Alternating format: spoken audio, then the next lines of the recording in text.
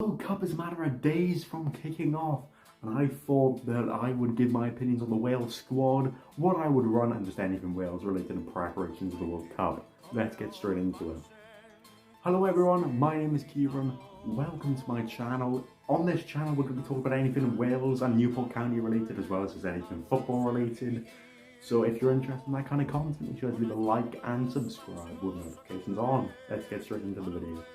Alright, so the first thing I want to talk about here, this is the Wales squad. I'm sure you've all seen it. Makonda was probably the only player that people are questioning why he hasn't been called up. Of course, Ollie Cooper wasn't called up originally, but now he's there, so there's no debate about that. Whether he'll play is a different question, but there's the Wales squad.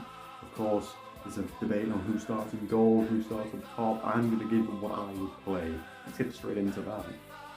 Alright, so my Wales 11. Here it is on the screen.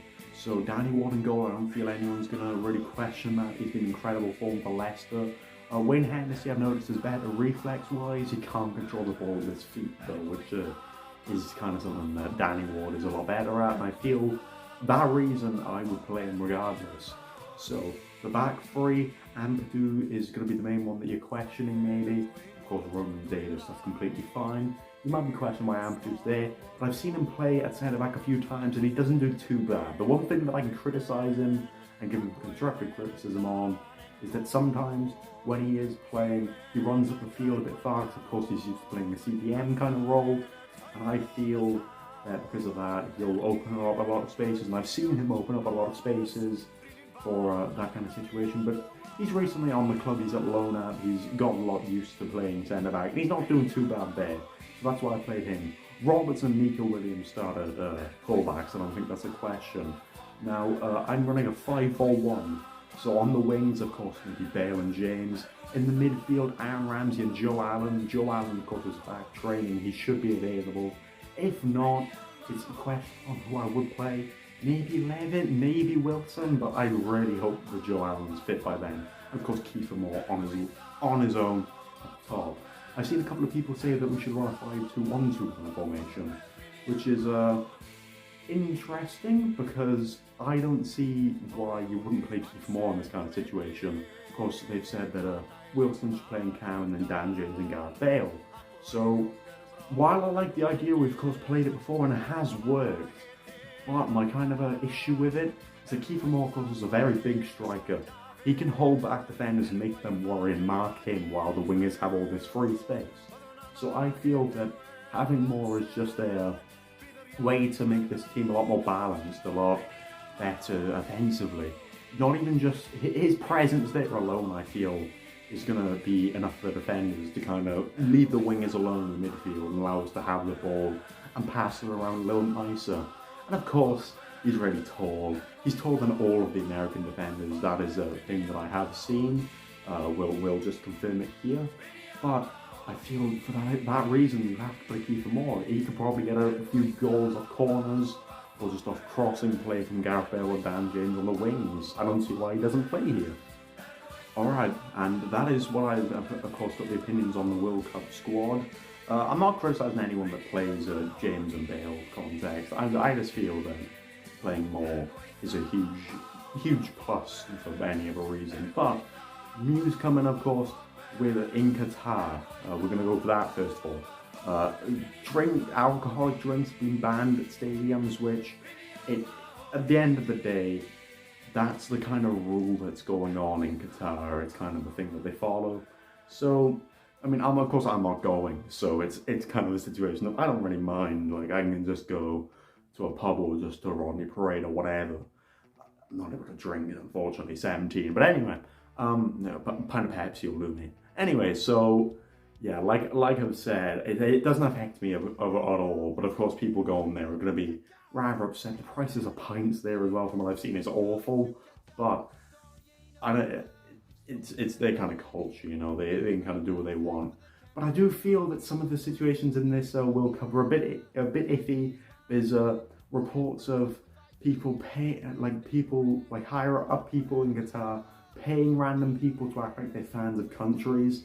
There's a video circulating where everyone's just kind of assuming that these people aren't actually Germany fans and are just people pretending that they are to build hype for the World Cup.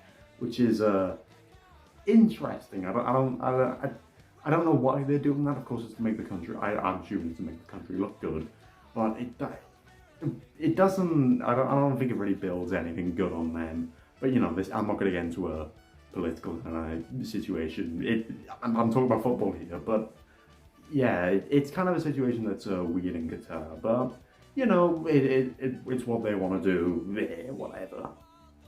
All right, now I'm going on to Wales now. In Wales, the hype for the World Cup is record high. Of course, it is going to be. So there's bucket hats being placed everywhere. There's one in Cardiff, and of course, there's many songs that are going about that are huge. Amor Hyd, of course, that's the main song. It's being performed at Rodney Parade, which is going to be really interesting. I'm unfortunately not going. It's Friday as I'm recording this, but I'm assuming it's going to be a very good situation over there. But other than that, of course, we've got the Tintin bucket hats with Waka Waka Cymru, which is first of all, great song, better than the original. But in a deeper way of that, the thing that they are building in this week especially, this week is like anti-bullying week, and they are promoting the message of reach out, you know, talk to someone, if that kind of situation. And them doing that is incredible. I cannot rate that higher because I've had my own situations, but you know, it's not about me in this situation. The message that they have tried to produce is incredible. I can't fault them in any way for it. It's great. Continue what you're doing, lads. Love the song. I play it like 5 times a day, in all honesty. But yeah, love the song. It's great. The message being spread is really positive, and I really rate it. So yeah, that is gonna be my final video before the World Cup. Before I end this video, I just want to let you know that a pretty big video is coming out. I'm hoping it's going to come out on Tuesday, which is, it's the video that a lot of you on social media want, especially Twitter. I'm assuming that's where most of you come from anyway. You probably all know the video I'm on about, but I'm going to keep it secret to anyone that hasn't seen it. I don't know if I'm going to put it on this channel or the channel that I do kind of gaming content, that kind of stuff on. Which, by the way, there's going to be a link in the description to that, so you can go check that out if you want.